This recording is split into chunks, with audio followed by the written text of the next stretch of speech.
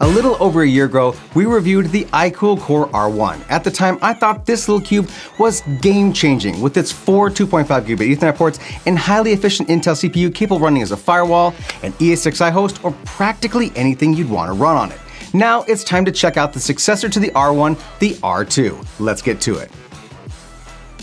Hey there, Homelabbers and self-hosters, Rich here. Many of you struggle with finding the right hardware for your lab that balances the need for performance and power consumption because, as many of you tell me in the comments, electricity is expensive in your country. So let's take the iKOOLCORE R2 for a spin, see what's changed since the R1, see how well it performs in comparison, and see if this little cube is the next server for your home lab. As always, I want to be upfront with you guys. iKOOLCORE is not sponsoring this video, but they did send us the R2 for review. So with that, let's get to it. The iKOOLCORE R2 from the outside is identical to the iKOOLCORE R1 Pro that we reviewed in August of this year. It's good to see those improvements were carried forward to the R2 because they made a big difference in terms of cooling for the R1. Let's talk about outside dimensions first. The iKOOLCORE R2 measures in at 75mm wide, by 75mm deep, by 52mm high. All four sides, top cap, and the bottom of the unit are milled aluminum with a nice gray, lightly sandblasted texture. In total, the unit weighs in at around 420 grams.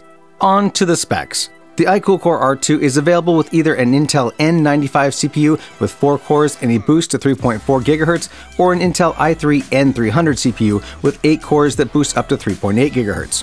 The unit is available with either 8 or 16 GB of RAM and has an M.2 2242 NVMe slot, also capable of running in SATA mode. All in all, from outside appearances, the R1 looks to have essentially the same features as the R1 it replaces, but there are some key changes and surprises in this model, starting with the Ethernet ports. The big appeal of the R1 for me was the 4 ports of 2.5 gigabit Ethernet. The R2 also brings 4 ports of Ethernet, but they're not all created equal this time around. The R2 still has 4 ports of 2.5 gigabit Ethernet. 3 of them are backed by Intel i226-V PHYs, which interface directly via PCIe. The 4th port is also 2.5 gig Ethernet, but is backed by a Realtek RTL8156BG PHY, which is USB 3 connected internally. We'll get to why this is later when we open up the unit. Along with the 2.5 gig Ethernet ports, we also have a USB-C PD power connection for powering the unit and an HDMI 2.0 port capable of delivering 4K at 60 FPS. Like the R1, the R2 also has 2 USB 3.1 Gen 1 Type A ports, a tiny hole for reset on the left, a blue LED for power indication, and a power button. The last side with I/O presents us with a single USB 3.2 Gen 2 Type-C port on the left, and, interestingly, a USB-C audio port backed by a Realtek ALC897 audio controller. The bottom of the case sports the same updated grille from the R1 Pro for better airflow into the updated copper HSF, and on top we have the updated milled aluminum top cap that doubles as a heatsink for the NVMe storage below. All of that out of the way, let's tear this apart, separate out the layers, and do a deep inspection of the R2. The R2 comes apart just like the original R1 and the R1 Pro do by pulling the top cap up and unscrewing the 4 screws holding the retention plate in place. Once we slide off the exterior, we see the same familiar sandwich layers separated by brass standoffs and, to our surprise, a set of Wi-Fi antennas.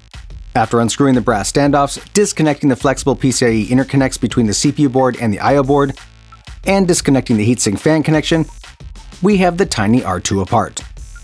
Here's everything contained within the tiny cube laid bare to see. I have always been impressed with this layered design and how they fit everything into such a small package.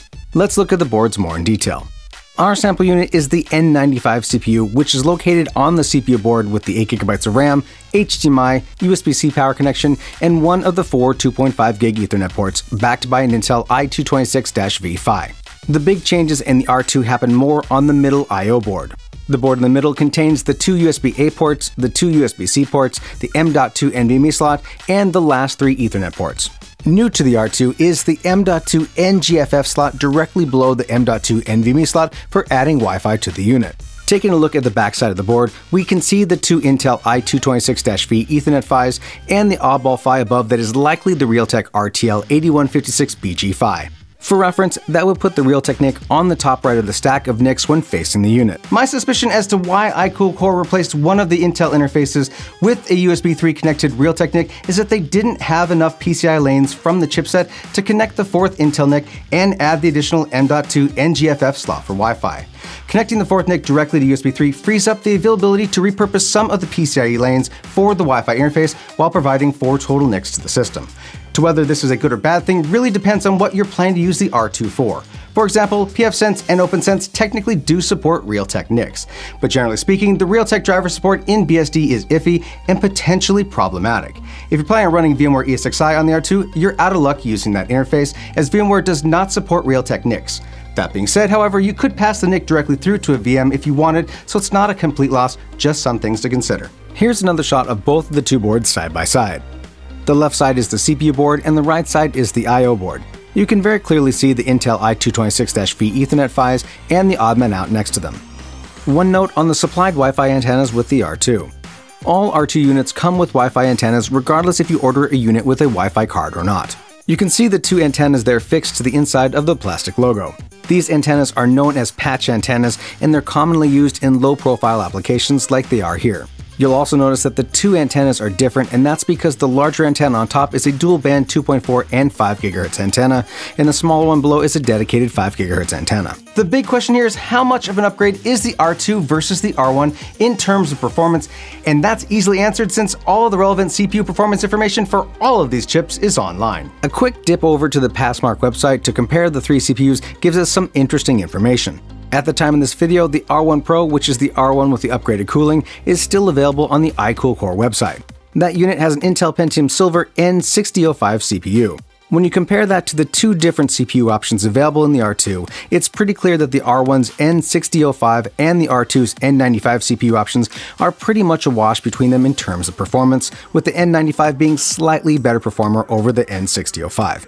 When comparing both options to the i3 N300 CPU option, you can see a significant difference in CPU performance. The i3 N300 is the best choice in terms of performance and power consumption over the N95 and the last generation R1. And because I mentioned it at the top of the video, let's talk about the yearly CPU power costs running the R2.